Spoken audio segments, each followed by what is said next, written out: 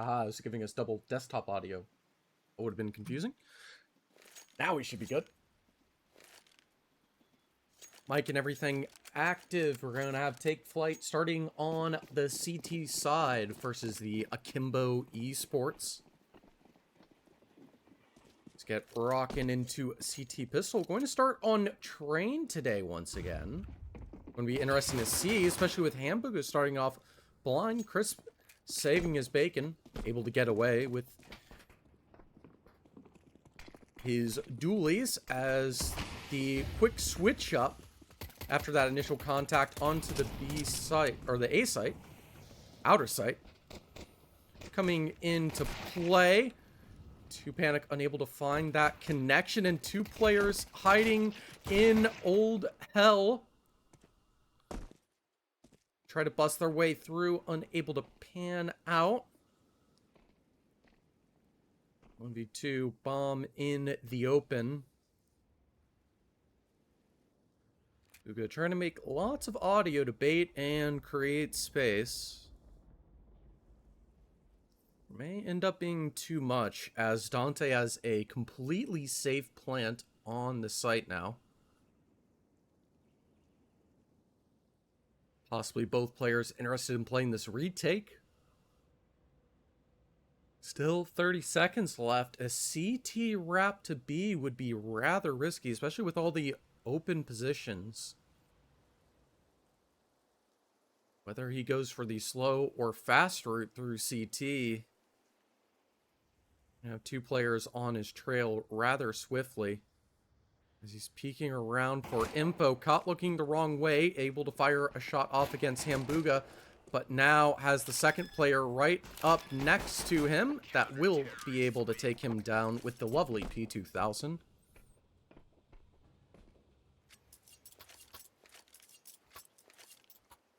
Able to get that extra money from killing all the T's. 5 big kills.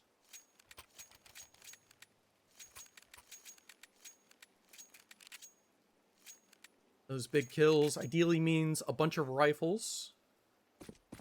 Or any other mix-ups that come to mind. Interest to appear on Take Flight. To have a few rifles, a good few of the MP9s. We've been seeing most of these American teams so far, I would say, skirting away still from FAMAS usage, wanting to benefit that bonus kill reward for the SMG, even if the FAMAS in theory could be favorable. Won't matter too much, as Hamburger regardless will be the one closing this second round with 3.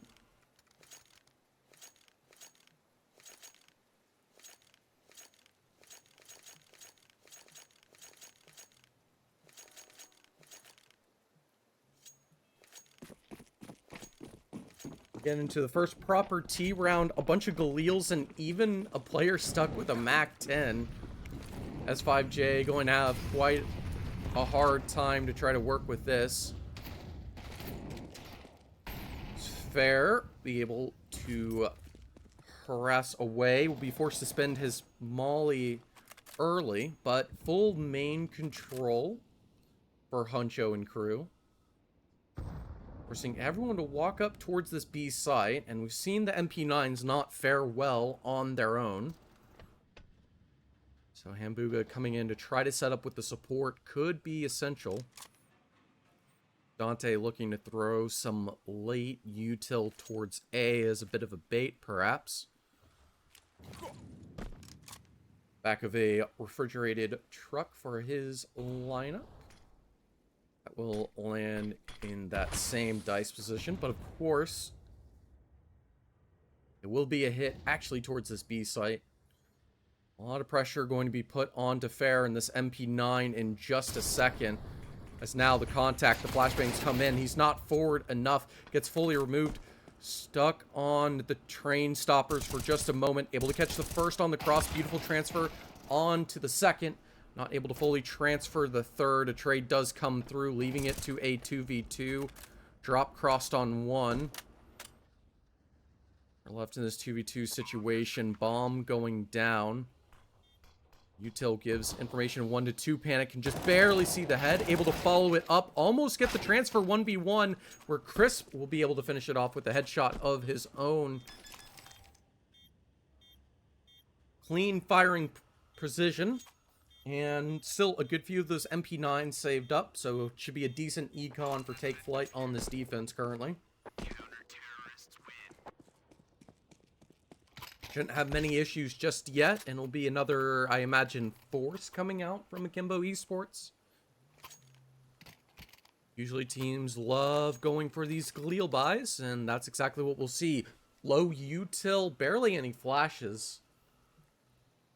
So not going to be able to throw much util out, try to pull bait, go for other related strategies. So I do have to wonder what exactly the determining factor will be, as this is one of the remaining smokes. Still 2 left to work with. Hoping for a peak Ivy, which looks like Oros will get, but nothing with it. A late smoke. Just enough to block Roka, but looks like the flashbang will be for him to push through it. Able to call it clear for the initial moment. Plenty of space to work with. And this is space that Crisp can't work with, fully smoked off. Multiple players trying to push through the tunnels. A nice headshot, but through the corner of the wall. No body shot to follow. Nice P250.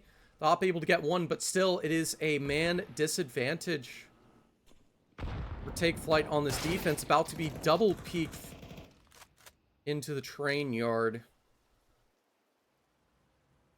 Should be the round secured as of this point. Hacho already prepping perhaps for the save. Fair, I would imagine, more interested in trying to slide away with that AWP. That's a nice lurk position. Back's turned mostly, so he is able to get a first one for free.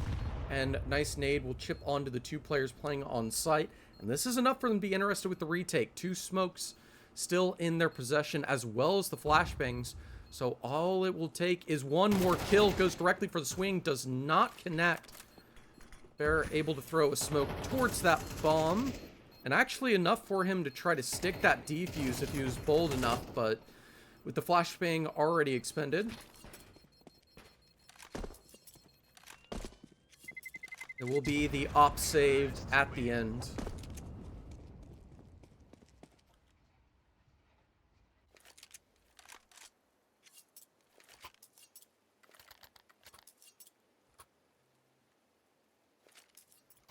The op can be nice to work with, but with the few smokes being used successfully blocking off those op angles, Crisp is going to have to play a little bit more aggressive if he wants to find the early openings to help Take Flight find that success on the defense further.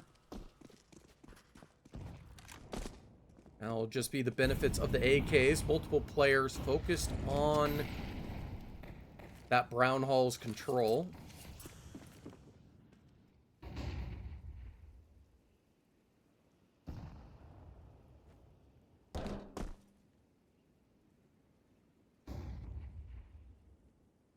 Huncho not hunching over.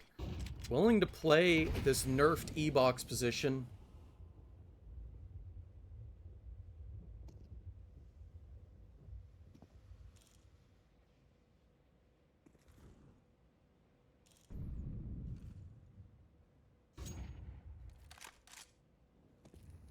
To confirm that main's currently clear for the moment.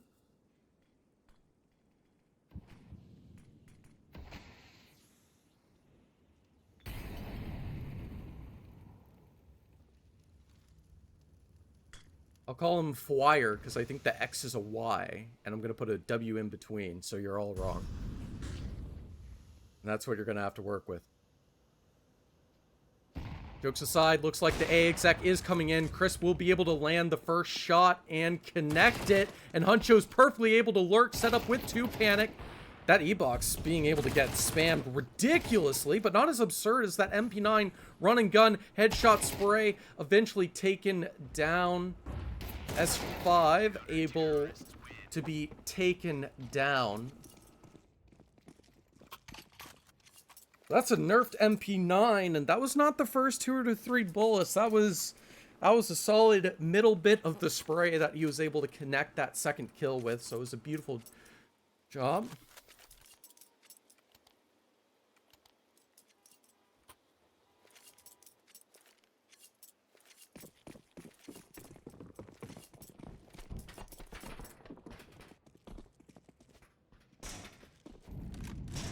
Flyte enjoying this 4-1 lead. It was a very important round in the previous to win, and winning it so dominantly helped them fill up those bank coffers once again. So we have focus on the long dog control. Hamburger comfortable in Olaf. All these T's are going to be surrounded if they really want to try to push through this smoke, throw util, and flash on out. More realistic will be sending into this B play where they can flash out Fjord. As Huncho tries to give the support.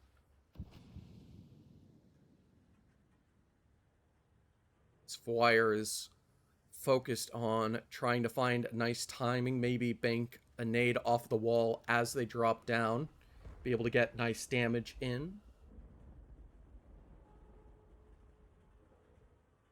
Waiting, 40 seconds left.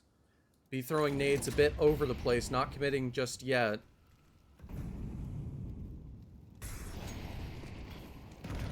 And eventually it will break down into that B site. They don't want to commit early. A little bit of fire cooking brings Huncho and co down rather low, leaving it a 3v3, bomb being planted. Swinging on out, Crisp has to be careful, be able to land the flick here. Unable to do so, Dante fast on the trigger, and now with this control next to Z, it should be too much for Take Flight to deal with.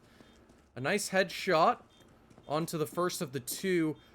But only the kit left and time ticking. No util to support. Has to go for the full 5-second stick, which Glorins will be able to clear out. So it will be a second round for Akimbo to work with. However, all those kills able to chip down, get a bit of bonus money. I'm sure we're going to see a bit more of the Spicy Force action that is being encouraged with all this money being injected into the defense.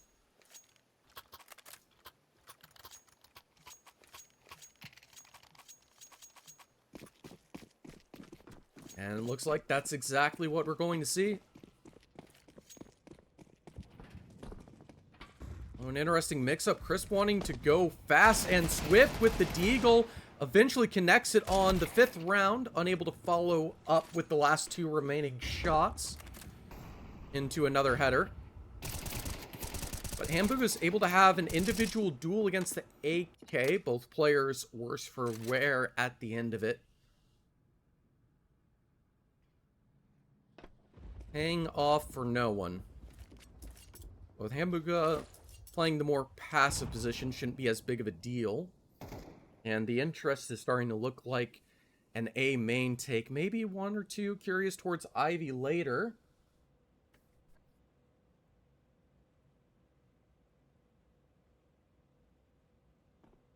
Be Dante possibly alone, as I thought Glorin. Someone needs to scavenge that bomb. 50 seconds left, and it's in the middle of no man's land. Dante will have a nice duel against Hamburger here. Possibly. Seems like he caught the shoulder and backed away. I'm not entirely sure, but that bomb will be joining through the tunnel, so the split could be isolated rather quickly, especially with Wire nearby. Everyone fully focused on this A site. It's a hard read, a very educated gamble. And looks like it should pay off. Oh, shots fired, gives it away. Hamburger's so low, and he gets the headshot.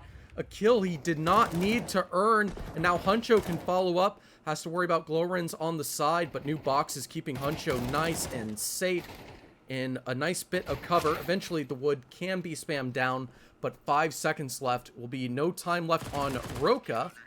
But fortunately enough for him, Roka will at least earn that loss bonus. We can confirm it was not before time. So he'll still have a little bit money in reserve. But a big solid streak, still able to keep it at least with the one alive. So Akimbo Esports doing a nice job keeping up the economic pressure, but without the rounds to truly do that pseudo-economic breaking.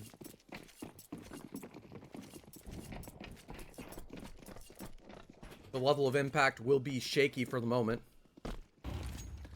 You have what will look like a rush right into the offense, willing to take these fights. Crisp, beautiful discipline and control,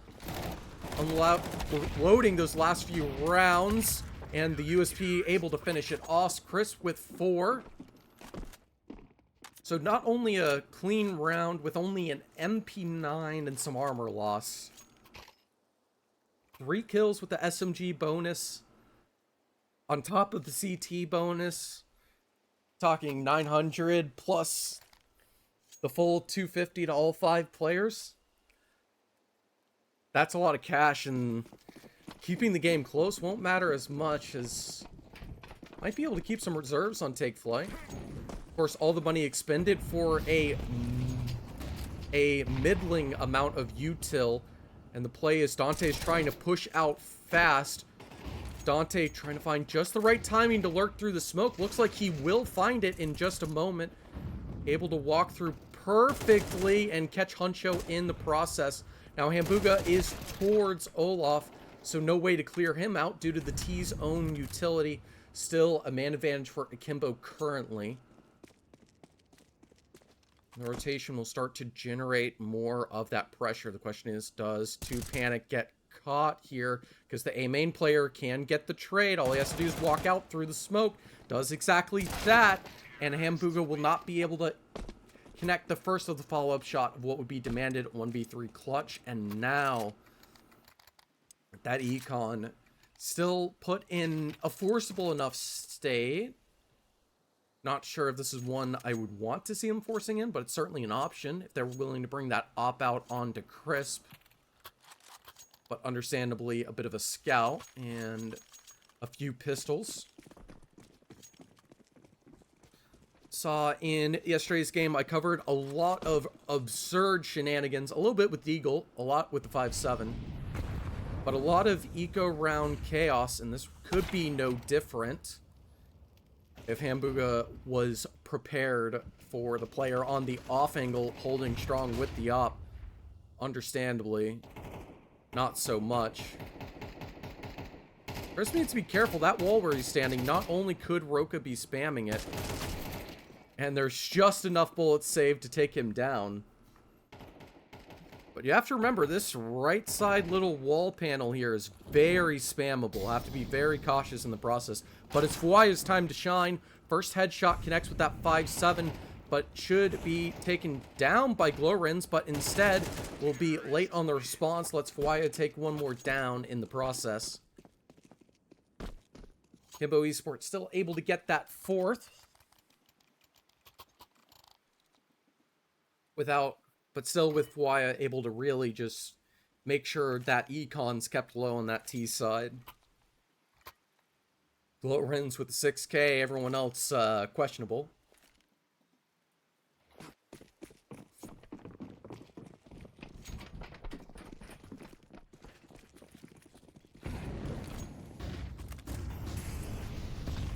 As flashes come through, swings into the op, fortunate enough to keep his life.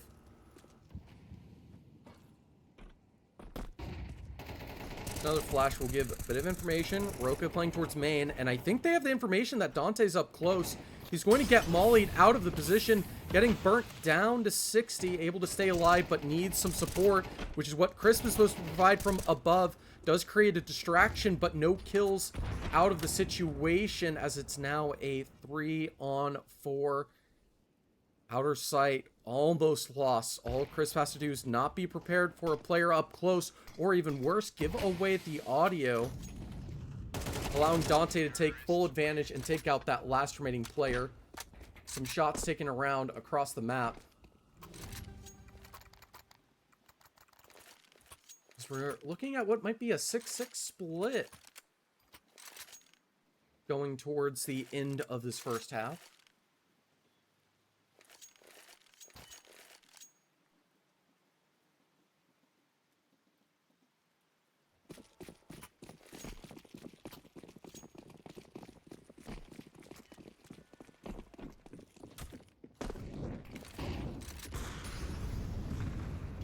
Let's see, once again, playing up close, willing to play aggressive, distracted by the second further back player, gives Dante the space to be able to double up, but now getting mollied out, completely blind. Crisp and 2 Panic will be able to string together, keeping this last round in a 3v3 despite the shaky weaponry and investment.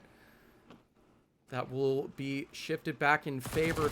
Wasn't thanks for 2 Panic. He whiffs the MP9 spray. It's getting a bit sketchy. He tries to fly his way out, and instead his wings will be clipped. As the rotation through Z is cut off, that bomb will start jogging its way through main to get onto that A site plant. Another Molly is going to leave Wire in a devastated spot. But Glowrens is getting curious, and if he didn't land that headshot, could have spelled disaster. But we will end with an even 6-6 split going into the second half here.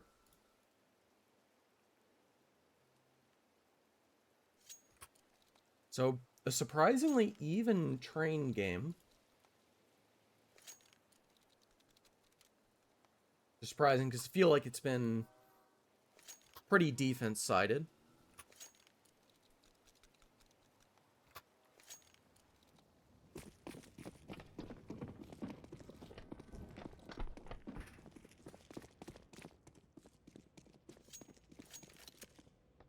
We'll have a pretty classic standard setup, the focus towards the outer yard, but Oros not ready for 3 Glocks to swing towards his position.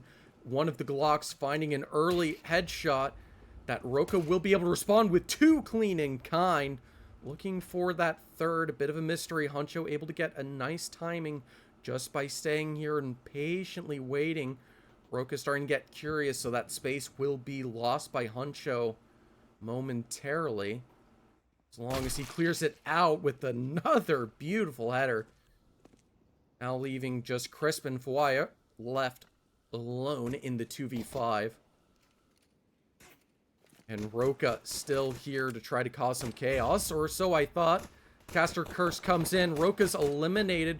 Crisp looking to try to cause some more. Being shot at from 6 different angles. It's a bit too much to deal with, as Dante will clean them up. It'll be too much for our Knight to handle. Our Knight of Fire. That won't be enough to stop them just yet. Or maybe it will, as it will be just a single Deagle purchase up, and they will go for the full respect. P250 in kind, and a hopeful look for some sort of slip-up mistake, or maybe just try to profit off of all of the early expended utility in the third round.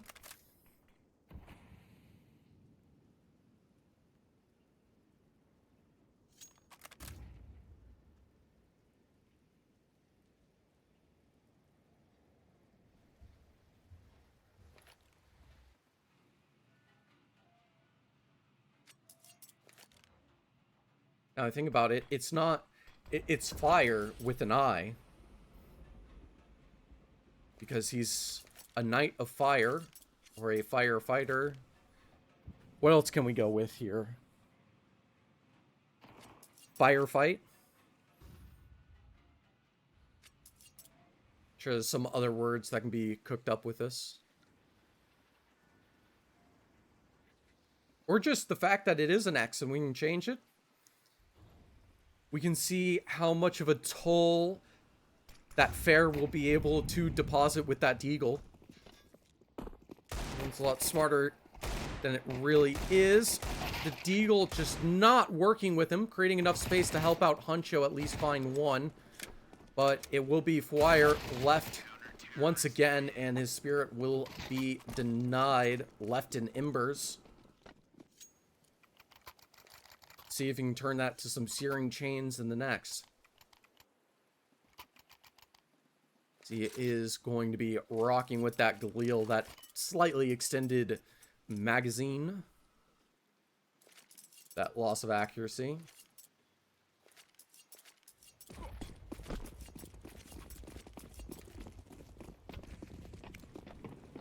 And we're just going to make this a game. Whatever you guys want me to call Fire here, just let me know, and I will do so. We do have early contact. Hambuga getting a bit of damage across with S5J. Saj, perhaps. As he's looking to take that dual upper, but the timing shouldn't pan him out. Some nice headshots, but that MP9 will end up faltering. Only benefit for Take Flight to be able to benefit is the fact that it's a 4v2. Dante still has that op. Could find an isolated duel here against 2 Panic. Depending on how he swings this. Able to crouch right into it. Set it to a 2v3. Still a solid shot, especially with Roka playing this position.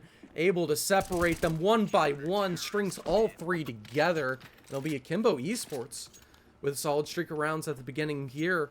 Turning a 4v2 into a successful 2 surviving win and conversion.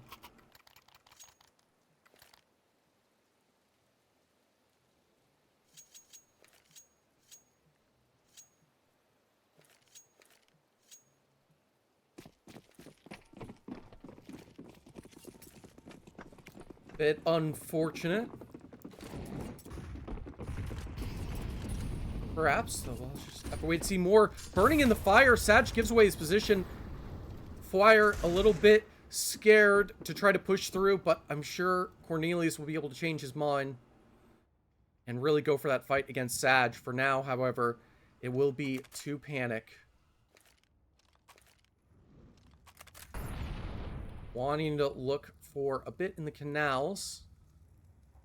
99% sure that this was Take Flight's pick. As they started on the CT side first and were given the knife. If that's true, send me your demos. I would love to watch your level 7 games. And see just how talented the Elo Hell Warriors are. But for now, the ones that truly have earned a place at the moment. Oh, util left, wanting to wait for the next 40 seconds for any remaining util. Hambuga wants to try to call a bluff, perhaps, with that smoke. Waiting, but we have Dante on the flank, starting to get curious. Everyone stacked towards the B site, and how fast the flank can be through Long Dog. Either site take is going to be rather problematic. Just last second, Dante will be making a sound, but Take Flight do have to take the site first, and that won't even happen, or so I think. But Chris will be able to get in a full reload, 10 seconds left. But Oros will be able to land the shot and ensure double digits for Akimbo on this defense.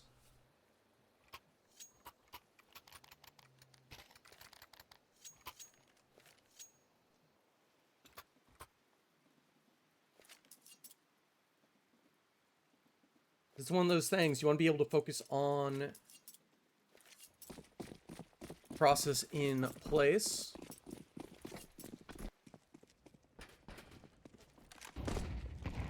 As I see the E now, I see the E with my eyes, as far as the ocean can see.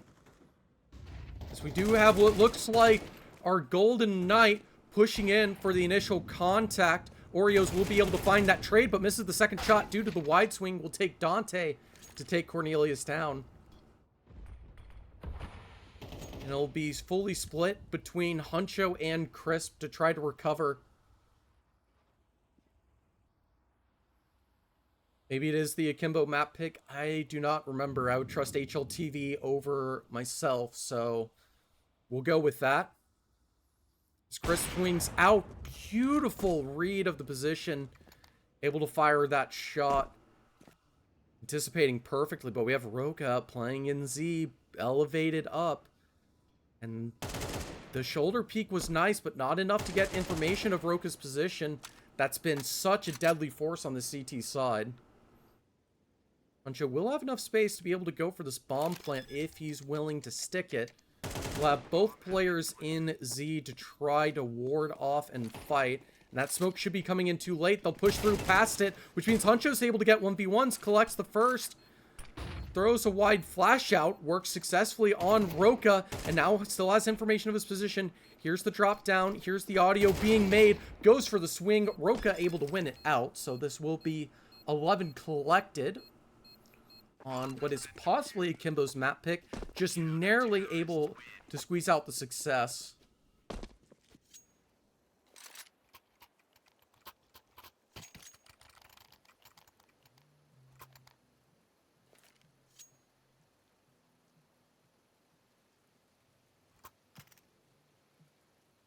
As Danny T will find that essential clutch. As we're set with 11-6.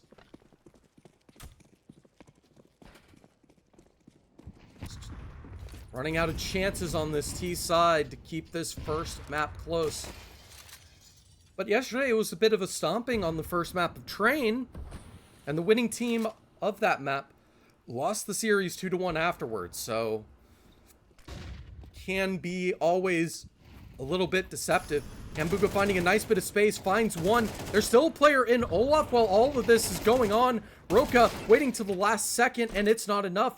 Man advantage necessary for Take Flight as Sag will be removed. Hambuga with an essential 4K.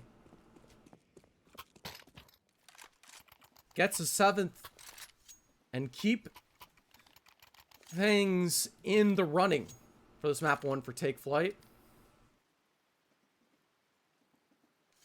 The Hambuga starts to spook ya.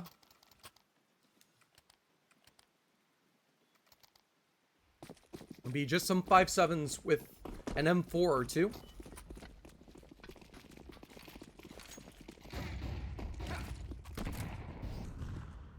And Dante wanting to play up close. Should have given away audio that 2Panic and Huncho know.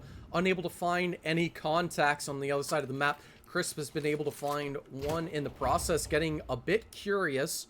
Oreo's able to find one of these tunnel players. Pre-firing, but out of rounds now. The only issue is that Sag is starting to make this a little bit awkward. 3v3, space closing in. Glowren's able to get away with his life. Just 19 points of health. So it'll be up to Huncho and Crisp with this AWP, and Sag is already here towards the pop. That should be able to clear out both of these players. Only finds the first, but still a minute left on the clock. Plenty of time to work with. No HE accessible.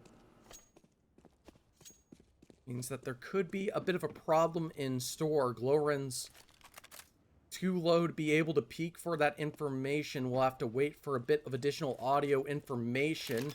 Does have it provided, and just in the nick of time, knife out. Huncho able to see the first player as he climbs up to the ladder of oil. We'll decide to go for the full walk up here. Should be able to see him through the smoke. Okay, enough panic. Thought I get a voice crack in the process. As Glowren's was looking everywhere else, but they will barely scrape away that 12th, able to cause enough trouble and confusion with the 5.7s, create a little bit of space, force Take Flight to take a couple of lurks and get caught out.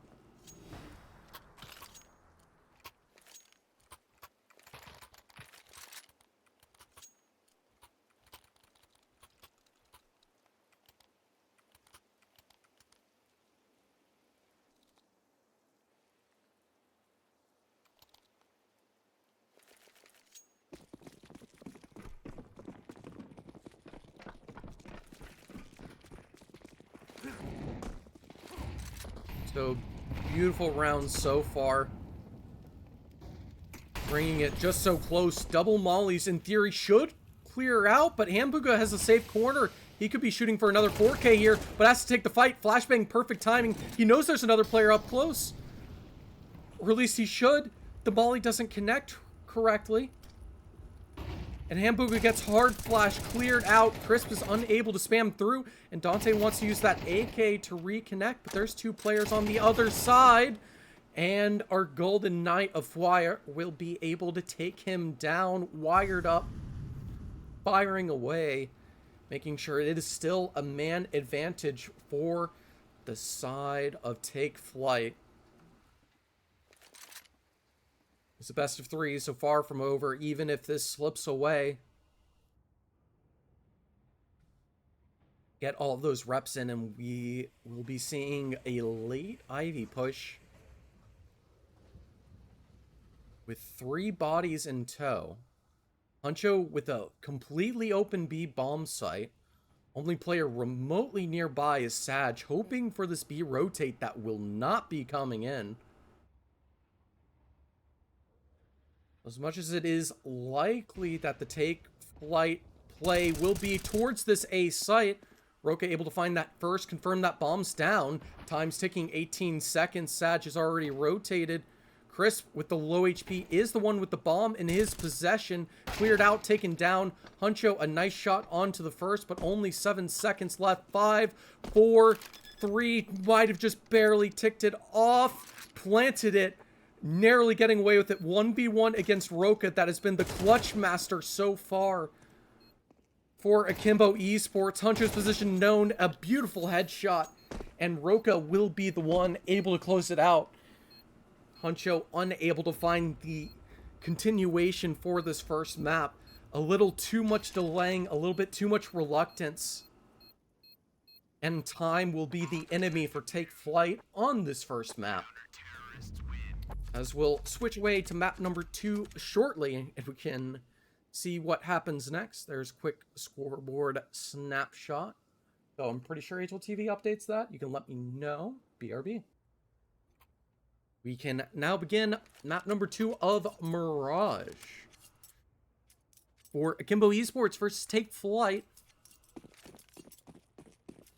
And the mystery is, how do teams want to open up a pistol round on Mirage? There's a billion different options, and a walkout on A seems to be the one in question.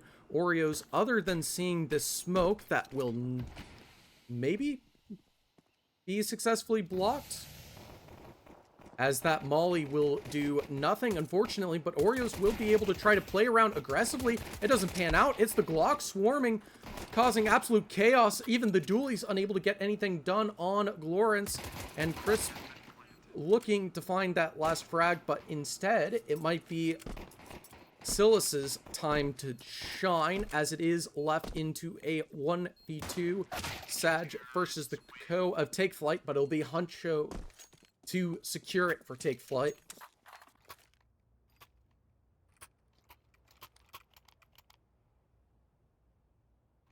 Means an ideal T-round start created.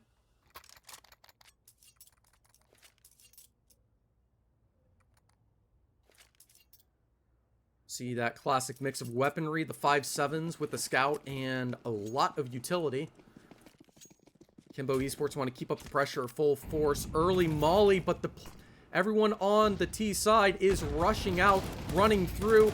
It will be up to Zinnia to do what he can from this position. Finds nothing. The 5.7 so problematic, especially with Roka in charge, almost finding a third in the process.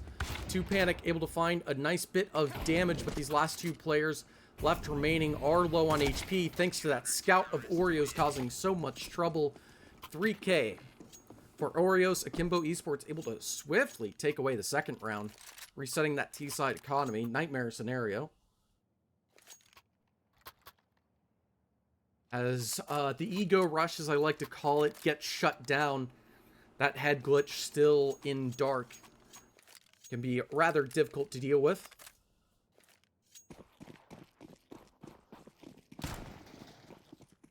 Shows the value of having that molly from Palace to try to help clear it out. Now will be multiple Deagles looking to take that shot against Oreos once again. No scout for him. Could be surrounded. Is left alone with that M4 in his hands. finds the first two and able to get away unpunished. Only 6 bullets left for 2 Panic in this Tech 9. So Asta headshot body. Unable to find it. Forced to do the reload. Lack of cover. But still fortunate enough to be able to benefit off of the space for the moment.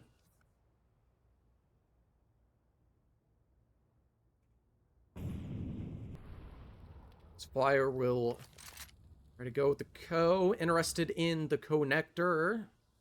As Chris will try to support from Cat, but he has that bomb alone. Now dropped. Could catch timing on Oreos as he's shoulder peeking. And it is, in fact, one nice shot. Collected from 2 Panic. Make it 2. Flyers causing a bit of trouble. Still Roka left, but he's the only one left, as that bomb's being able to run away for free to B. And these Deagles look like they're going to cause a bit of upset. The Golden Knight with an M4 in his hands. And I believe he's heard audio of Roka crossing due to him being in that ladder room. So pretty comfortable 2v1 with that bomb planted for short. And there is no util for Roka to work with. This looks like a round that might be just stolen right back away. Thanks to 2 Panic and Flare. As the swing out, beautiful spray will finish it off. 2 stolen weapons surviving and crossed on over. And looks like Akimbo Esports won't be able to take these early stages of Mirage easily.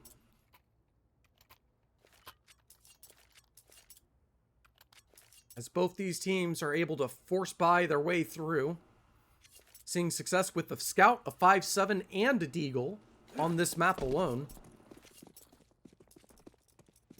And quite a few more opportunities for success. Dante wanting to run up Palace with this 5.7, trying to play the mind games with Flare, but he misses, gets the headshot, but unable to finish it off. A bit too panicked on the spray. And all the shots miss from that point on. Ambuga making some loud audio, giving some information, and Glorens dodging the volley, but it spreads.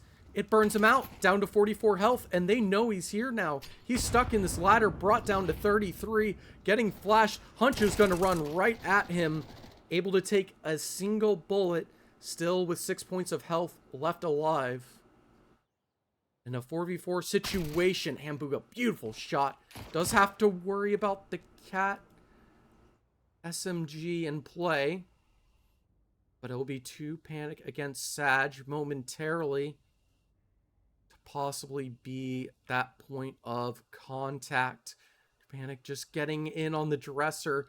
So no idea. There's one right next to him. And that shoulder will give away. But he won't expect the player point blank next to him. Baited and switched. Lawrence left completely blind with that 6 points of health. Unable to recover. And it looks like 2 rounds consecutive will go the way of Take Flight. To hopefully start to calm down this insane start to Mirage. However, it looks like the next round might still have some insanity, assuming Roka gets to hold on to that AK. Because the man has been a beast so far with the 5.7. I believe a nice deagle shot or 2. And an AK would be certainly nice, but keeping your knife out is the best way to not be able to fight back against a lurking ninja in the shadows.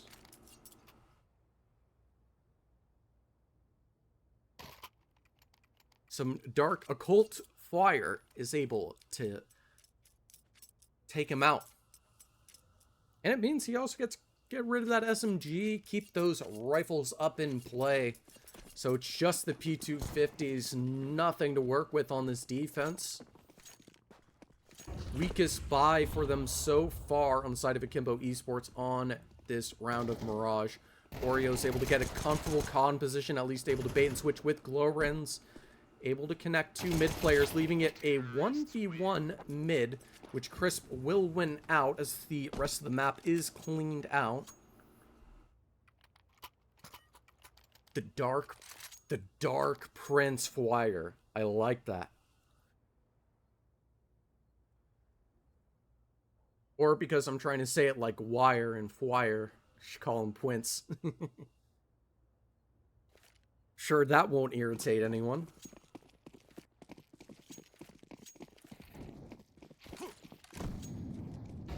Be irritating is the focus on the mid take for Akimbo, wanting to try to create some pressure early, but instead it will be Sag taking the early contact against Hamburger, possibly, unless there is a push through ramp here,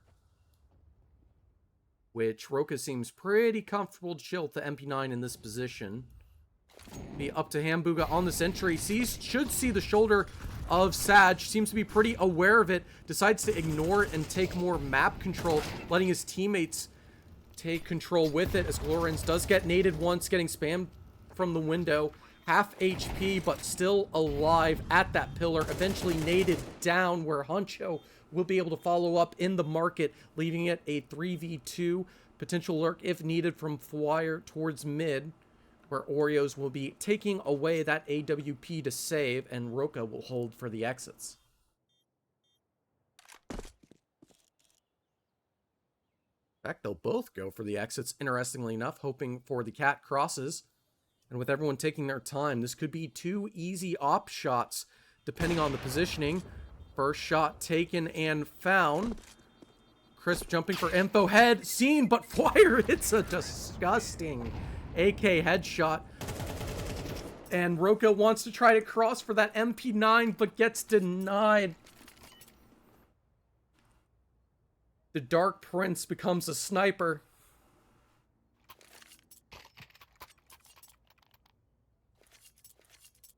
Does some further back alley dealings to absolutely delete the remaining weapons from Akimbo Esports. Which means this 5-1 streak can keep going.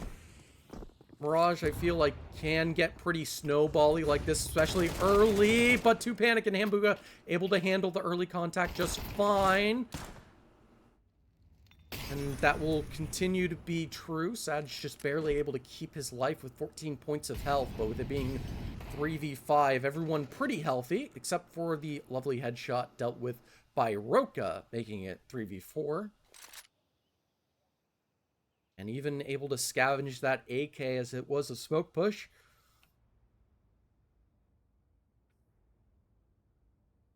Everyone hoping for that next mistake to be made, Oreos and Palace. Only issue, Sag does not want to go for this information, so Hamburger could clear him out at any point. So many different potential first points of contact, and Hamburger will be the first one able to take out that remaining HP on Sag. Crisp, clean headshot. And Huncho able to clean out Roka. No success from him either on round number 7. Take Flyte. A pretty solid 5 rounds in a row. Econ should start to be built up so Akimbo can start to tie up this score line. At least statistically, that's what would be expected in this situation. But for all we know, the streak keeps going, and Take Flyte starts speeding us along, setting up for that third map of Dust 2.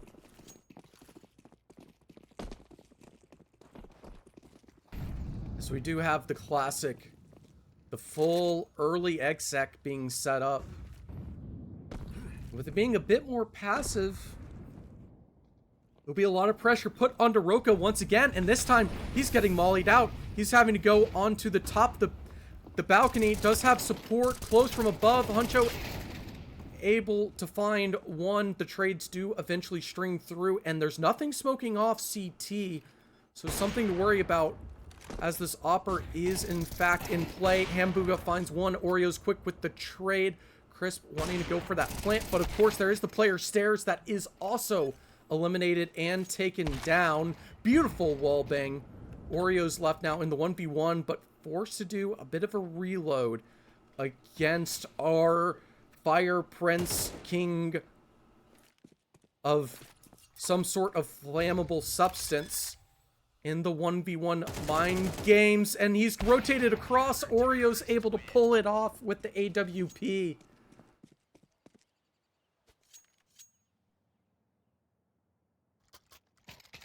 As the Cookie is able to sandwich him between the smoke pressure and the close quarters AWP.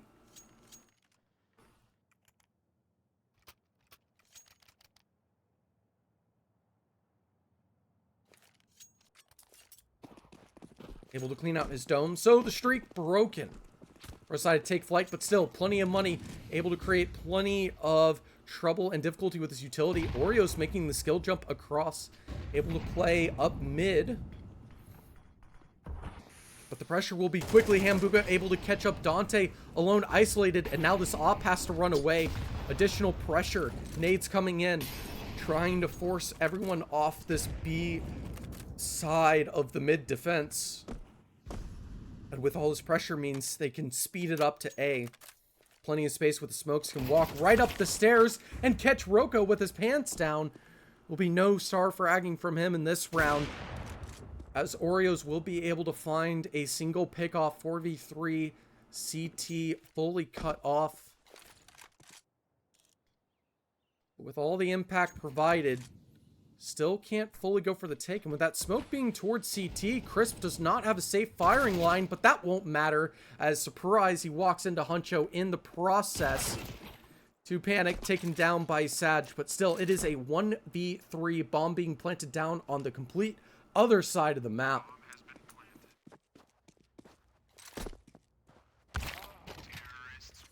And will be taken down.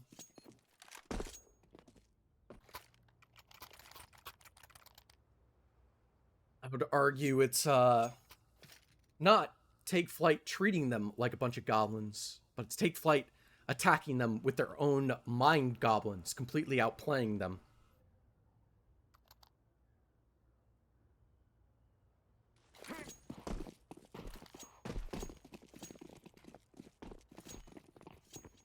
Right now, from what I'm seeing, absolutely, this individual performance looking absolutely lovely from Take Flight. And you add on to the fact that the third map coming up next possibly will be Dust 2, and the basic fundamentals of utility, etc., being put into play. Certainly a lot of pressure for everything to be closed out. To Panic able to find one, but Dante, of course, on that flank, causing a bit of trouble with that bomb control. The 575 more, and Caster Curse coming on in with the confidence, as that bomb is in fact mollied off. 2v3 should be favorable for Akimbo Esports to find a third, but right now with the individual pressure, being able to shut down players like Roka and Dante somehow with that first performance on Train, just being able to get some amazing shots in back, able to fire away.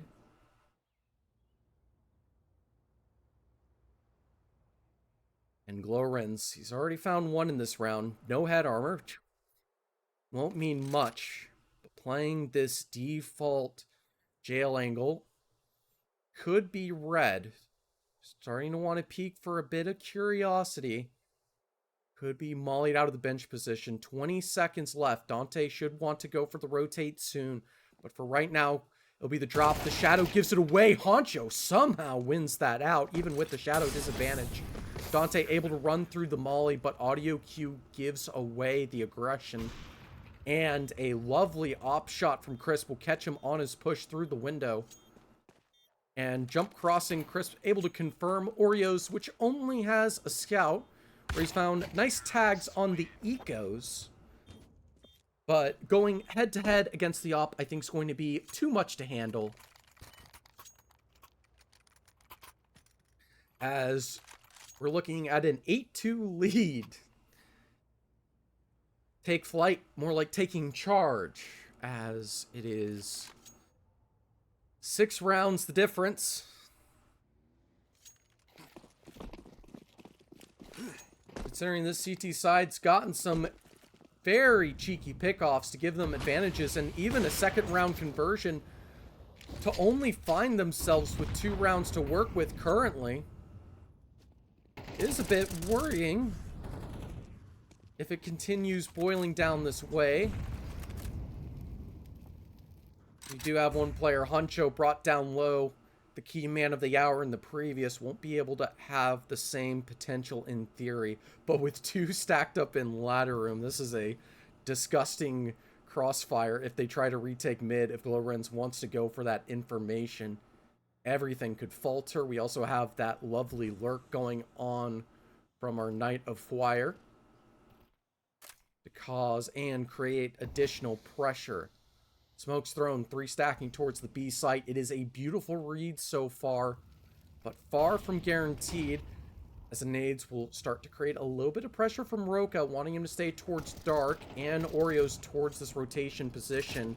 Little do they know, 2 Panic has been able to walk up Cat, finds this first, trying to swing by, separate, but it'll be Glorens to rinse out, as well as that op from Oreos, so it'll be Hambuga late with the additional contact. And Huncho to try to do the 1v1 against the op here. Hambuga unable to connect the spray. And Flyer's a bit late. Huncho's alone, isolated, surrounded, almost able to land the shot. But 17 seconds left. Fully smoked off. This is going to be the round done and dusted. This will be a 3rd for Akimbo Esports. An important recovery of something that could fallen apart to a far more disastrous situation. Now, money for enough people will be a buy going into this final round. Won't be any issues there for this T side.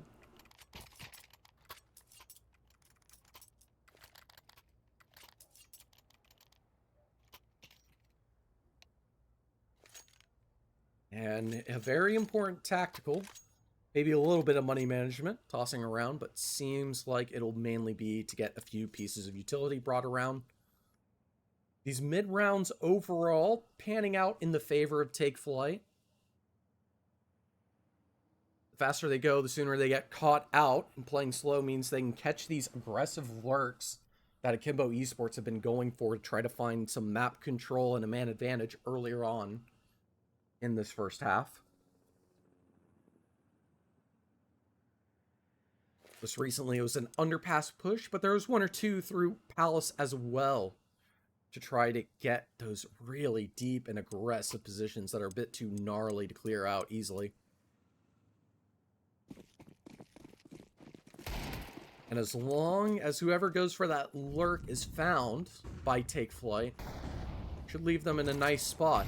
Flashed away, Huncho forced back. Dante wants to continue going for the aggression, willing to take that fight against him.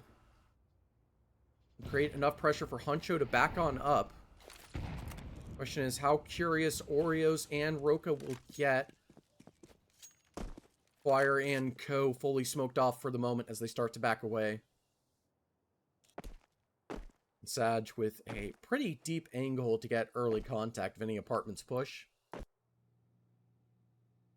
Hambuga will wait for the late mid control. Nest is being left completely open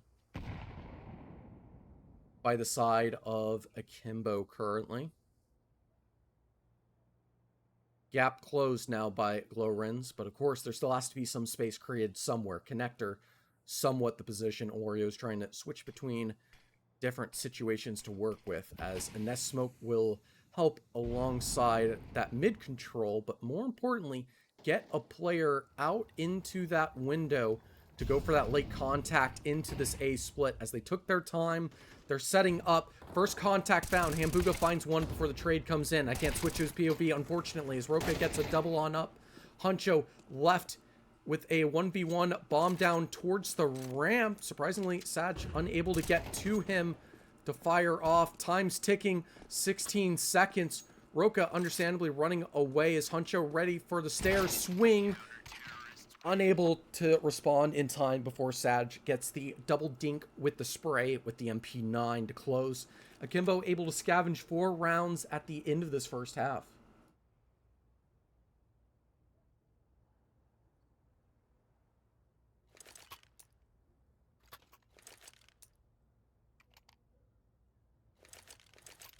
Take a second to breathe. Good to go, and we can run it back. Or check the top right, just in case the Akimbo logos will help you connect which team is which. Just a bit of simple text to help provide that little bit of information. Speaking of information, our Sneaky Golem Golden Knight Flyer, Dark Prince, will be the one taking the contact towards B. Fantastic usage of the utility. Won't be able to find any kills with it, just a decent bit of spread damage. Bomb site has been lost. No early headshots connecting just yet, but knowledge of Sag up close. Beautiful flicks from Hambuga. Finds 2 of the 3 before being taken out. 2Panic trying to find and connect that transfer to follow. Gets denied on it, and Dante to close. A solid opening back into that retake will not be enough for now. And it will be a T round successfully obtained. Question is, will take Flyte try to go for the force just like Akimbo Esports on this defensive second round? We do have a deagle on Hambuga, profiting off the plus $100 plus the 2 kills, giving him a total of 700 extra. Able to afford it, and wants to go for the headshot. However, the smoke will come. Dante will wait until a bit of the utility cooking, the smoke down, spreading out, playing slow, and the B stack is in fact in play. Nice molly, fully towards Van. Huncho brought down to 47.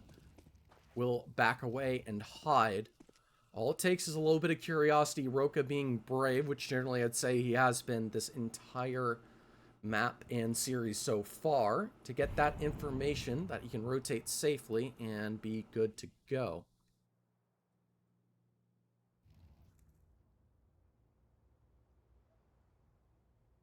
Starting to confirm this A site is cleared out. Keep everything solid.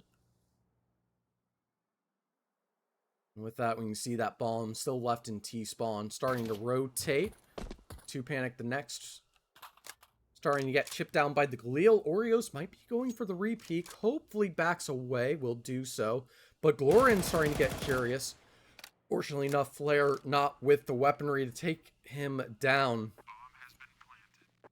Even with great awareness in store. And Hambuga will be able to punish Glorins on that second peak. That will be a Galil stolen over.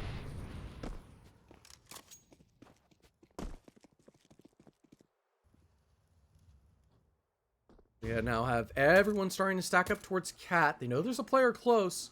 They could try to steal some more weapons in the process. Honestly, the Galil's going to be pretty nice, especially if it's anchoring on that B site, dodging the flashbangs, having those extra bullets to spray. Still have to be clean on those headshots, certainly far from free, but still plenty of benefits to work with easily. Especially if Hambuga starts to go for the swing.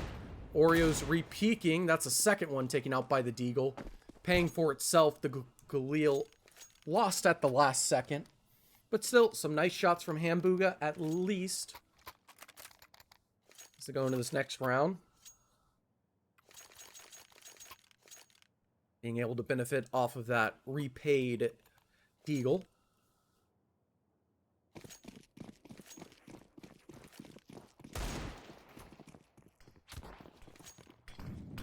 And we have Crisp using my favorite position in the nest. Boosted up on whatever you want to call that little wood structure in there. Realize I can't think of a name for it at the moment. But it's a nice boost platform to create just the smallest bit of an off angle.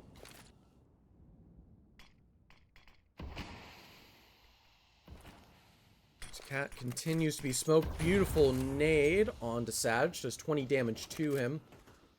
You have a bit of lurk games. Crisp not wanting to fire while the smoke's up. Could easily mid-split here. Will be first contact taken by Huncho. Unable to find the connection. And Dante able to spam Crisp through the smoke. Now this starts to be problematic, especially with Roka still chilling in Palace. This A site's open for business. It's a 3v5. too panicked. Likely to get sandwiched if he doesn't find this first kill clean, and won't even have a chance to defend himself. As it is a solid first shot. Buga able to hear Clorens pushing up close and doubling on up. But only 21 health left. And Flyers on the other side of the map. So the Golem might have to rock hard and stay sturdy. And enjoy that MP9 into the next as this M4 starts to back away. And hopefully preserve it into the next and join his compatriot. You have a bit of mid-hopping, but they'll focus on the B site rather than the back alley. Both remaining players on Take Flight should be secure, and they even get to enjoy Roka eliminated at the end of the round.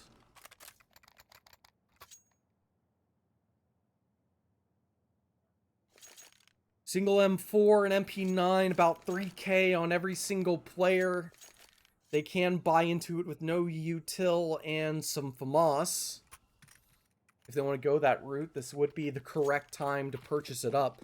But wanting to eco, go for the Nexus, they still have at least a little bit of the lead for the moment. And willing to leave it to a tied game at 8-all. Certainly far from free. 5-7s have been the thorn on the side of everyone I've seen so far. As everyone wants to fight for that Pro League spot. Might be learning to figure out how to deal with anti-ecos. Or like anti-force buys, dealing with all those weaker weapons safely. And having consistent game plan that will be the difference maker to be able to break through at the later stages. Now, nice flashbang. Able to get a player sneaking into underpass. Dante decides to simply hide at top mid, maintain his control. And it will be a 2-3 split going into the end of the round as this execute starts getting set up. Two players towards the connector, and Crisp is left blind, waiting till the last second to fire. Still not blind, but looks away from Palace last second. It's a bit unfortunate in that 5-7 will not be able to connect, especially with Dante shooting him in the back. Now Hambuga left the sole rifle, trying to go for a bit of a duel. That bomb's down. 30 seconds left. Hambuga alive with 3 points of health. If he can hand that weapon to Fair and try to stop that bomb from being planted, could be devastating. Faked once, patiently waiting, still keeping the rifle on Hambuga. Sure entirely if that's the right play, but Huncho somehow wins the 5-7, and now it is a 2v2. Glorin stuck on the site, being brought down to just 2 points of health. Headshot on the first, and it'll be up to Glorins to find this clutch. Reloading.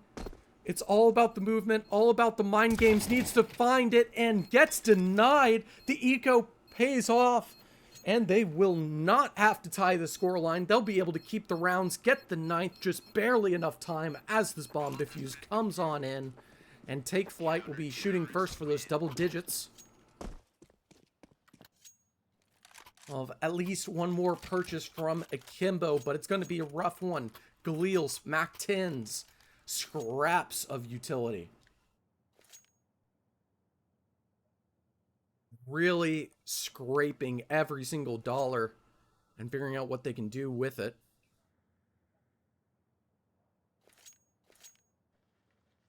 And the worries of the money situation is going to be enough for Take Flight, even in this nice situation, to want to tactical figure out everything that could happen. Is there a Tech 9 rush we need to worry about? Are they going to full eco? Are they going to continue with this sort of aggressive force by-esque style of trying to just keep up the pressure, the speed, find those contacts, and really find the power of those lurks like they have on the CT side to try to find those openings?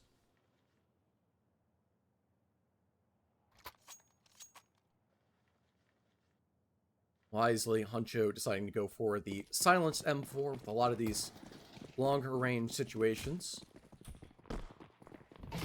Looks like we will have what might be a B-lane setup, but at least a focus on mid early. Dante running with that SMG, looking for Hambuga early, and that nade will land directly onto him, bringing him to half health. Information provided that this MAC-10 is playing hyper-aggressive.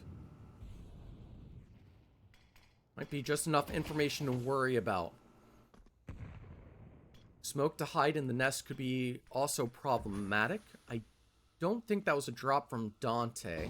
But still, multiple players point blank. It's going to be a lot on Hambuga. Able to clear out the first. Sees a second push through. Unable to get that follow-up kill. But the supporting players from Catwalk of Huncho is able to find some of that success. Deciding to smoke it off and let 2 Panic anchor this A site. That's under a lot of pressure. And 2 Panic is left alone. So if he gets a little bit too open looking for this information with Sag, she shouldn't do. The nades towards jungle should give that extra little bit of information. The spam's beautiful, but it gives the information for 2 Panic to swing, get that pick to keep it a 4v2 as that bomb gets planted for short. Oreo's backing away. Crisp likely to swing with that up. Should see the head of Dante that's been able to just get to the bench and play this beautiful off angle. That should be a kill for him in just a moment as Dante drops down, but the spray's rough. He almost lands the flick. 1 player left. It will be Flyer left in a 1v2. Flashbang thrown. Will have to jump through. Beautiful spray onto the first. There's no kit in his possession, and I don't believe there was one on that bomb either. Oreos with a 3K to clutch it out. Amazing 2v4 hold. Able to be put together. A few isolated duels with Dante's lovely positioning towards the end there. So they will be able to get 8. Keep this score close.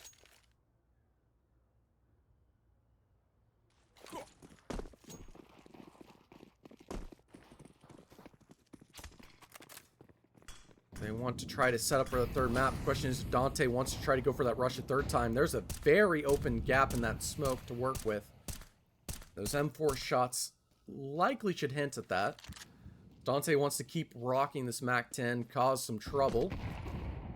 In fact, double MAC-10s for Akimbo Esports. So it'll be Flyer getting mollied off of the van position. Only to deny the app's push in response from Huncho, so a bit of delay for the second.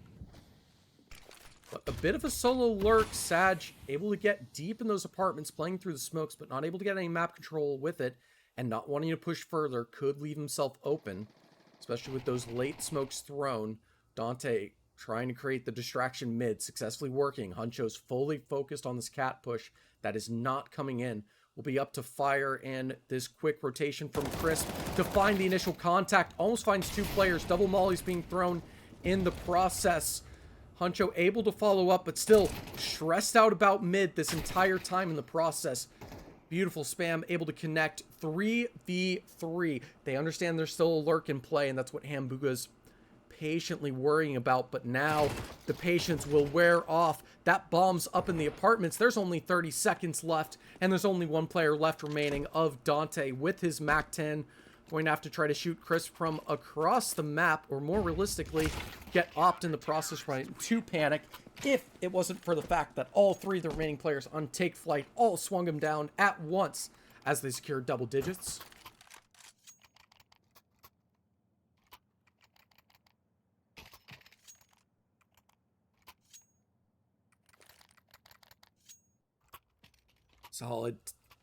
Solid lead being gathered, and now are these forced by Tech 9s that I've been chatting about. Looks like they're going to go directly, I imagine, for the B hit. Hard to cause and create that much pressure mid, but considering that they're able to get free mid control with just a mid control or 2, they will actually take it under. Sag and Glowren's able to push up. Huncho and Hambuga holding the crossfire cat, where Huncho will be able to find that first Sad's trying to get a bit cheeky on the bench. Up from Crisp, able to clear out Dante and Ramp. And Hambuga doing a fantastic job dodging the flashbangs. Oreos is going to be able to play around that and double deke him in the head. Insane shot from him.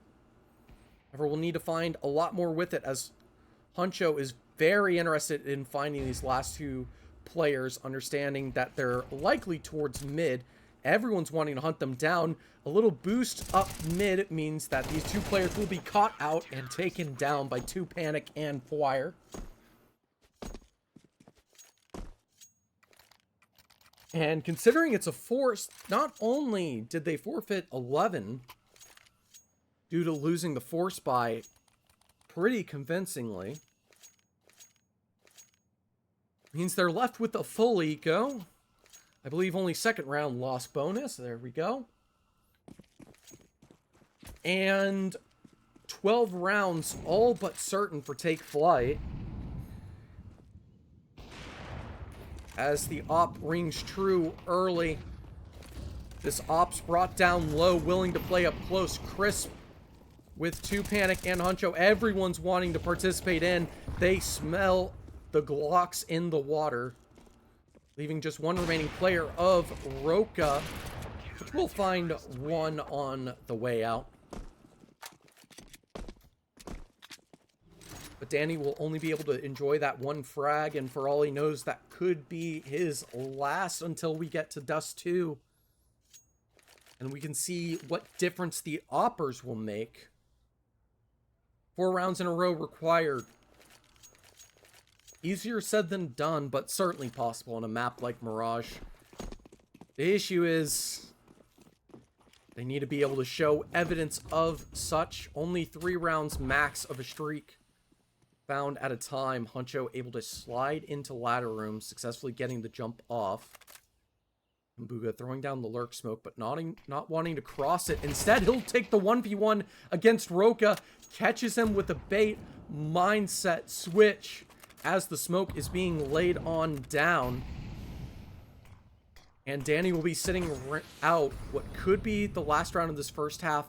Dante seems to be unaware of the possibility of someone in this ladder room, and that jump should be heard. He should be prepared. That's another player cleared out. 2 more still in connector, and the bomb is alone, isolated. Glowren's able to take it out on ramp, but now down and isolated.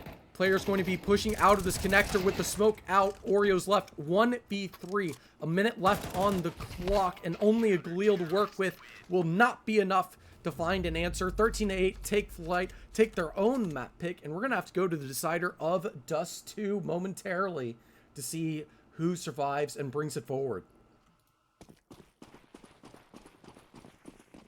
Getting right back into the action won't hurt either.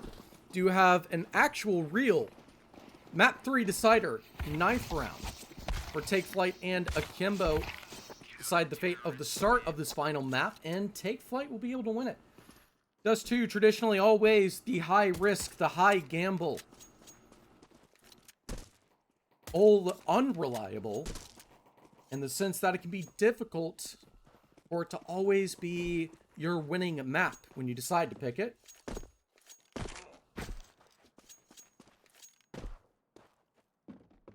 As a decider, of course, usually tends to be a little bit of a different story. More complicated one, perhaps. Looks like we won't have to change up too much. For this third and final map, Take Flight versus Akimbo Esports, we will have Take Flight being able to enjoy that CT side. That, besides some annoying mid-to-B rushes, I would say, has a little bit of the upper hand currently.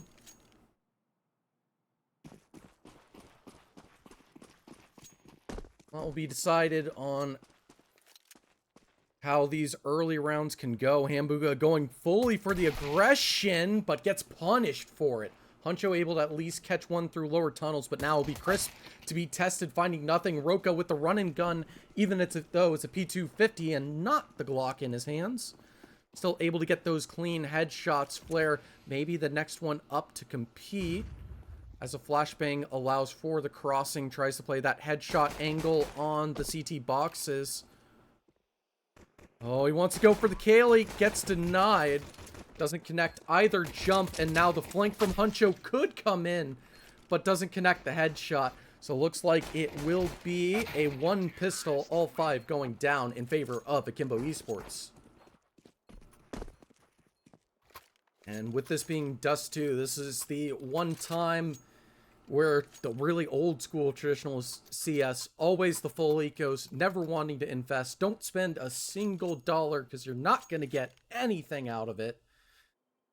And this is that map, but considering a third round buy will not have an AWP and you can potentially play an MP9 on B, I'm not against the singular pickup of a scout, especially if you're able to catch some players off.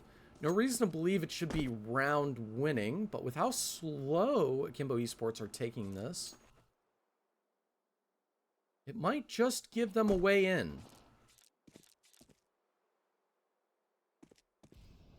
At least the initial time ticking does begin. We got a very confident Deagle investment as well, now that I take a look on Hamburger as well. Still, nothing more than a scout and a Deagle being able to get all of the work done of what's about to be one of these mid-to-B splits. Surely going to be done. It's a nice flashbang, but the USP just isn't going to be able to do enough. Maybe a cheeky first shot, but now going to have multiple players running through the door. Able to get another headshot, another body shot. Nice damage, but certainly going to be far from enough. Not sure if Roka actually captured the sight of that player towards mid. Aim punch will get the rest of the work done. Even though you have 3 players at 30 HP. Again, wasn't a full force buy. No full investment, so that scout will end up not paying itself back in any sort of way. Everyone having to leave the bomb besides one, so in theory a ninja defuse if backsite wasn't cleared. However, I'm pretty sure it was covered to begin with, and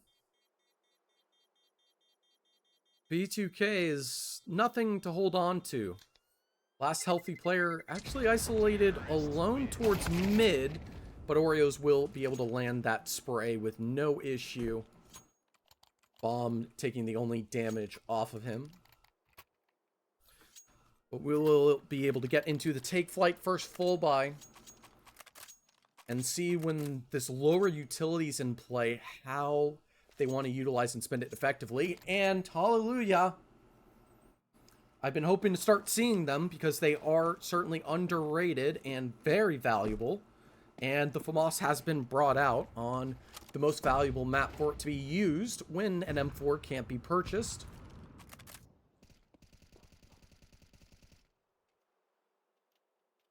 And this is a very interesting setup.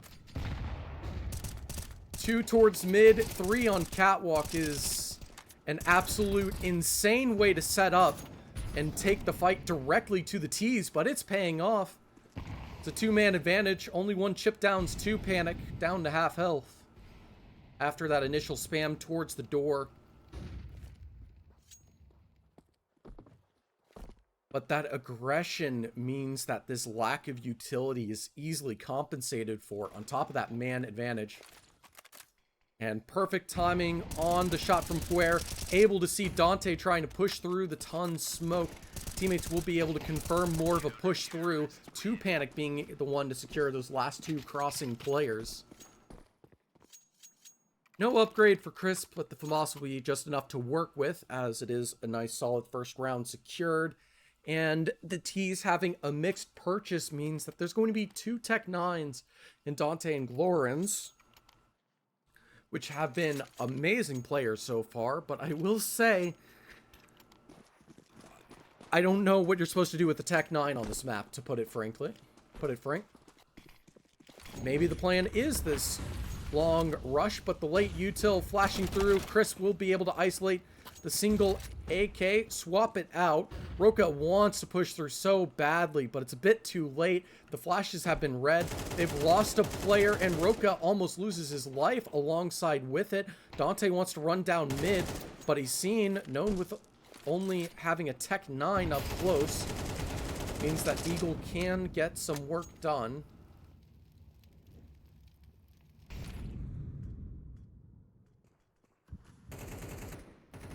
As Huncho will be pushing up close with Hamburger.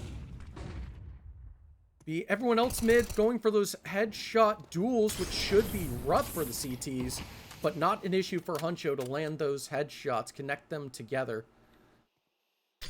So the last two will eat some nade damage, just adding to the difficulty.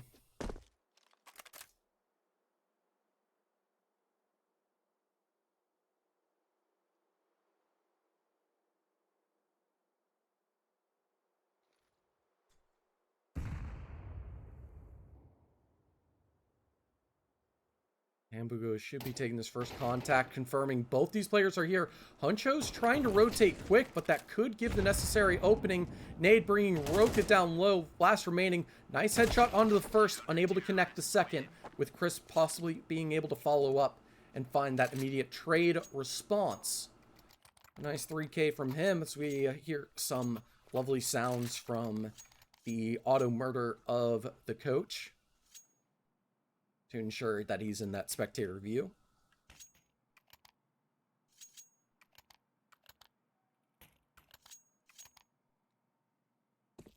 Appreciate a little bit of groans in the process. Tech 9s, P250s, the pistols, and all of them, besides that singular Deagle, not great at the long range. Able to go quickly for the cat rush to try to close the space, but this gap is only alone by Dante and their supporting flashes to ensure that they cannot run through.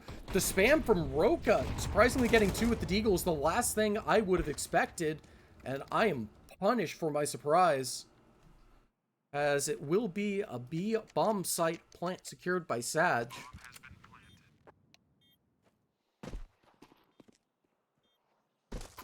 As Hambuga and Huncho will work on that retake, and the nade dunks right onto him. Won't have a chance to go for the 1v2. Dunked on out. The mid to be rather dangerous, so even though Take Flight went it out, losing 3 bodies in the process against just some pistols. Now the proper AKs that can be so difficult on this T side, or CT side, to deal with. Wasn't for the fact they had 2 stolen of their own to help out. Map can be neck and neck for a full 30 rounds, and then even more. Can be an absolute speed run and a stomp. Never know what you're going to get.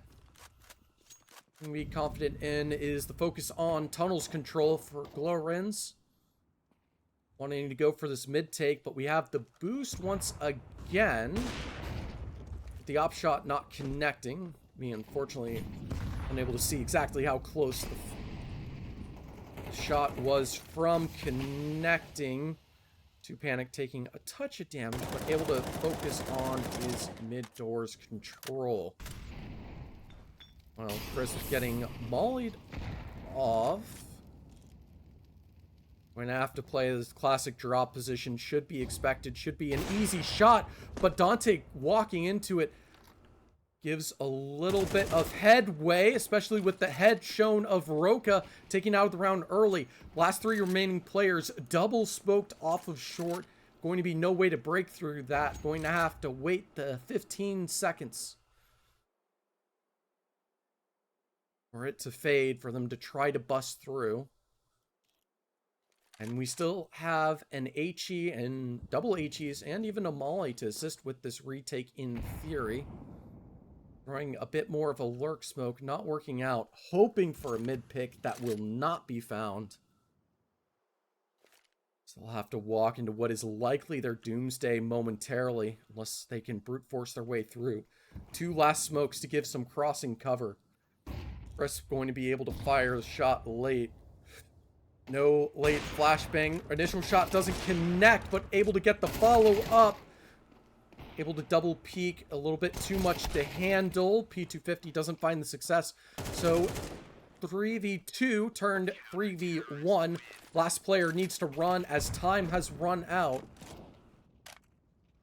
And it will be a 4th for Take Flyte. Although, an op save for the Opera of Oreos might be able to cause some trouble. Only $300 left in reserve. Won't be able to get any flashbangs or more than a single flashbang or smoke.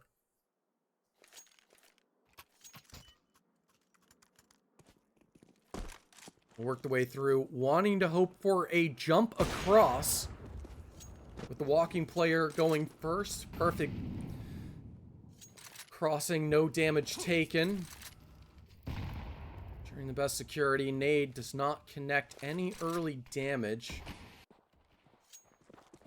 Early smoke thrown, and Chris backing away. A lot of space being given away to Akimbo Esports on the start. Hambuga should be able to deal with Dante even if he starts harassing him with the pre-fire. Now we have this possible mid to B split that might be denied. Depends on the timing and the confidence they're going to push through. They're walking through the smoke. The read's perfect. No one is staring down mid, and Oreos is looking right at this window. The running is going through. Fire has to take the first contact. Unable to find anything. Glorins to follow up with the Tech 9. And now suddenly it's a 3v4 on this B bomb site. Make it 2 as that op has secured an all but certain round win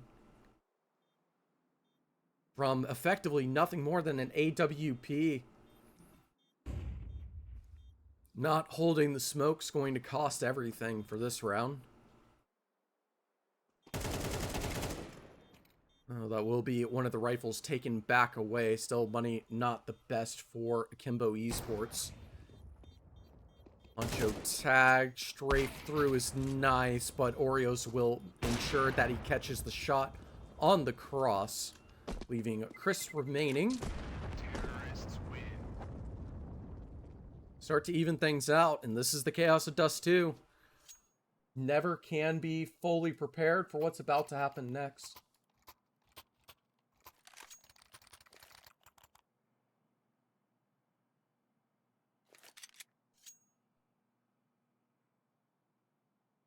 Have to see what the filler up play is now that they have the full AKs on the position of Akimbo. If the caught mistake is realized and learned from. The only mistake really being not realizing the smoke push. Those Tech 9 shots were genuinely, even though they were at mid-range, completely insane. And we'll have Fire having to follow up with 2 Panic. It's a crossfire. All of the remaining players trying to push through. There's already a rotation follow-up. Molly's going into place. 4v3. They could back out of this for the reset. But a pretty strong desire to commit into this round, and that will mean more rotations. A missed shot. 2 Panic still alive. Means there's still a mystery player in store. And now Oreos having to play the mind game with the op. The pop flash is perfect as Hambuga clears out the last remaining 2. 5-3 for Take Flyte. As the aggression willing to take the fight to the halls gives that advantage necessary. Front be shut down, and we're going to see something a bit different. Double opping. Hambuga to have a second scope being benefited to his hands, and Oreos rocking the scout to try to support these Tech 9s. Seen it cause a bit of trouble, and with some supplementary investment, should be enough to work with. But Fire is already pushed up close lower, able to deal with the Tech 9 player up close, and the scout and Tech 9s unable to find that necessary follow-up. In fact, Fire, in theory, would be able to follow up and find more, but instead it will be Roka to find a double with that AK that has been purchased up. Find something to work with. They're worried about 2 Panic, unsure of where he's gotten to. And these last 2 remaining Ts are effectively fully cut out to mid.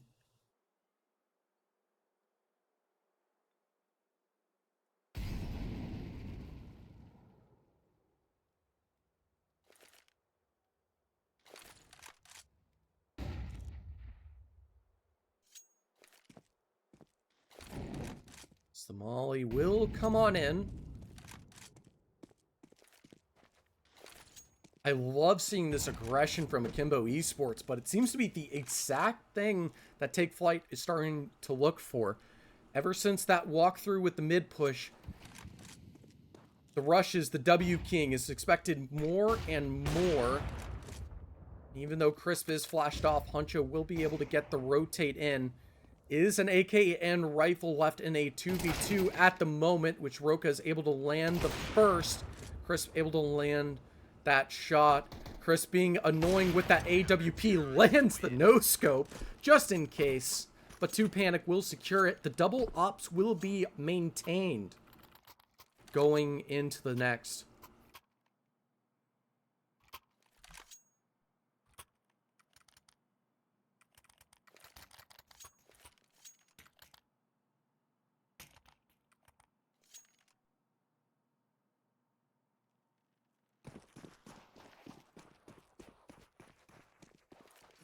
Breakthrough. Looks like we might have an op going for that initial long peek, and Sag is up close. Early opening found and secured. They will forfeit long with that man advantage that has been obtained nice and early into this round. And it should be 2, but Roka just deletes Hambuga on the longest sightline in the world with no issue. Fire at least able to take 1 in response as cat controls taken. But of course, Crisp and Huncho are here in kind, and they want to go for the aggression, and considering that Molly has missed exploding in the air, pressure will only grow. 3v4, fair situation for both teams in this situation. Walking through smoke, barely seen, a back shown. And now, Fire, even though he doesn't have his gun out, Glorins panics, unable to connect the spray, and it's Fire to fire away a 4K. Taking down everyone on Akimbo Esports. Racking up the money, keeping 3 alive means that CT Econ is going to be left in its healthy position that is being maintained. Question is, do they want to keep on going with the double op? And seems like they want to, which I find rather shocking considering how willingly aggressive Flyte is taking the CT side in a way where they're playing proactively. It's not a bad thing at all, don't get me wrong, but playing it with the ops, it's so risky. All it takes is that op being stolen and taken, and everything can snowball out of control, especially on Dust 2, despite the lack of snow in the process. Looks like it'll be some late pop flashes out long. Timing's perfect. Able to get 2 players out. AK of Roka that's been so deadly should be able to start going for the swings and potentially these pickoffs. Been able to delete the operas a few times. Will be looking for that swing. Gets denied the first time I spectate him, unfortunately. AK unable to be picked up. Hambuga's cleaning them up with the op. Gets a little bit too hungry and doesn't give that AWP the full time to reset, but with 3 kills and a little bit of a USP shot, all the damage has been dealt. 4K secured, 8 for Flyte, and they are taking this series by storm.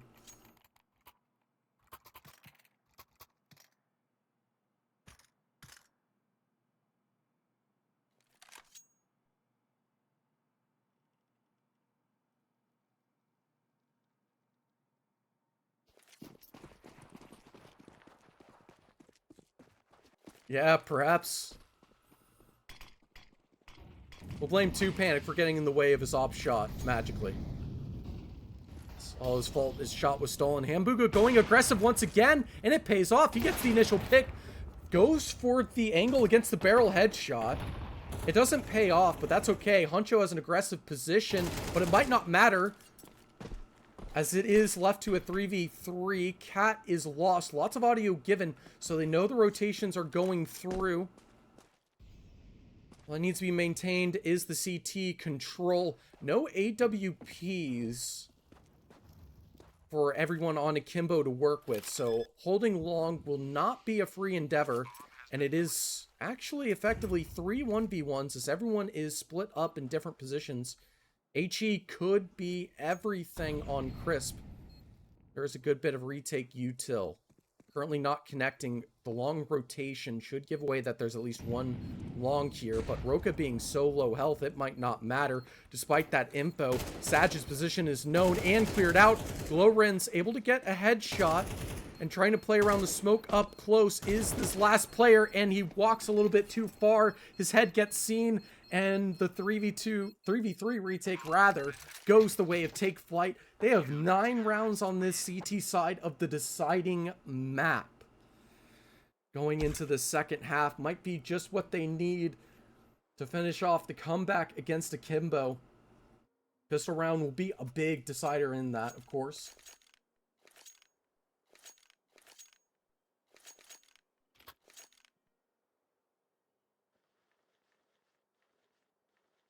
Hard to say, not entirely done just yet, of course. And this is an elimination game. Winner will be able to go up and fight against Might. Right now, this is potentially elimination point. This is definitely elimination point. Both teams are fighting. And it seems like Akimbo Esports have lots of control around the map, but they continue extending, continue pushing, and these Glocks are finding the opportunities to break through awkward reloads, and somehow a full mid in control of Akimbo Esports ends up being their downfall. As they walk into these close ranges, the Glocks are able to start reconnecting and stealing the CT weapons to help get that extra bit of accuracy. All the way in T-spawn. But pushing a bit too far, it all falls apart, and we're going to be relying on that Oreos scout with some 5.7s once again to try to find a way to break their way through. We have that very careful jump cross to get that information. Chris able to hear. Actually, not here. I think Dante was pretty silent with it, so no information just yet. Oreo's getting tagged down. Looks like he got one with the scout, but one will not be enough. Needs to start finding kills with it. A little bit of tickling won't matter, but that's where Roka will come in with that deadly deagle.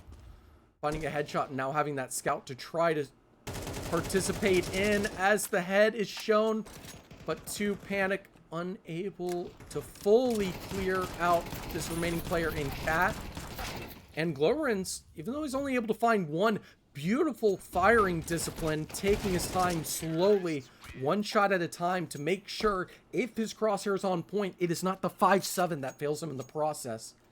See so many players all the time just try to shoot and fire that 5.7 as quickly as possible and end up missing the process. So good fire control to see there, even if it doesn't pan out. And it will be Akimbo Esports facing a 3-12 scoreline against a well-performing Take Flight.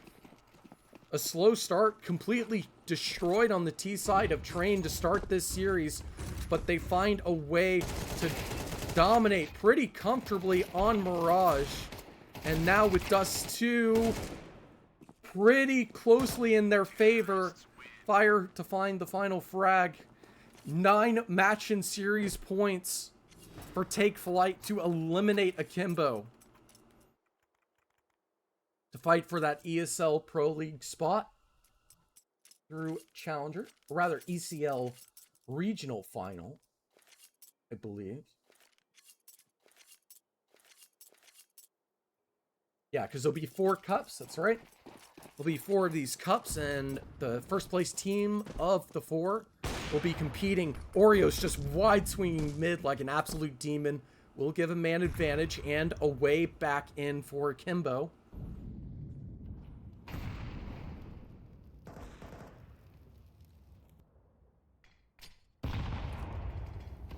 But still, even if set in the lower bracket, every single one of these games is going to count. Not only for staying alive, but being able to build in more of that experience, more of that coordination, and experience the pressure of different teams with different ideas, which Oreo will be unable to connect. It'll be Hambuga to try to chase down. I have no way to quickly chase to him as he's trying to chase down this opening entry. As it doesn't pan out, Roka instead able to get 2 of the 3. Oreo's able to help assist with that AK in turn. Eventually removed Glorens to finish off and get a fourth. So Akimbo Esports will live for now. Pretty split on the economy. Meaning weapons will need to be tossed over. Maybe a pistol held into a player's hands or two. And everyone is towards mid-spawn. So no ramp rush, no long control. No way to try to properly go for those early picks and absolute dominate their way through the game. Or at least shouldn't be. We'll at least throw the long flashbangs to cause a little bit of worry. As the nade will bring Hambuga down to 64. Molly will be a bit deep. Fire and Hambuga will be able to push past it. And we have 4 players stacked up in mid all together. Going quickly for that short control. And the only players to watch are down lower or all the way far back onto the site. And with 4 players towards A, all it takes is some smokes to cross into B. And Roka's going to be potentially in for a world of hurt. Only issue being that bomb player left isolated alone towards top mid will be heard running away. Dante willing to push through the smoke, find a quick flank, but the T push is split into 2 groups, which means that the flank is flanked. And the rotation ends up being too early. 3v2 favor on this B bomb site against Akimbo Esports to try to close it out. Molly on the window as that bomb gets planted. All 3 players secured on the site. AKs in hand. Glorens with a nice initial shot. Fire with possibly the bait and switch follow-ups. Sees info of Glorens. Question is, Sag, is he aware? Able to trade, get the transfer, and now it's the 1v1 on Big Box against Honcho that is able to close it out. 13-4. Take Flyte. Will move on and survive, continuing this tournament, as we have to say a goodbye to Akimbo Esports for now.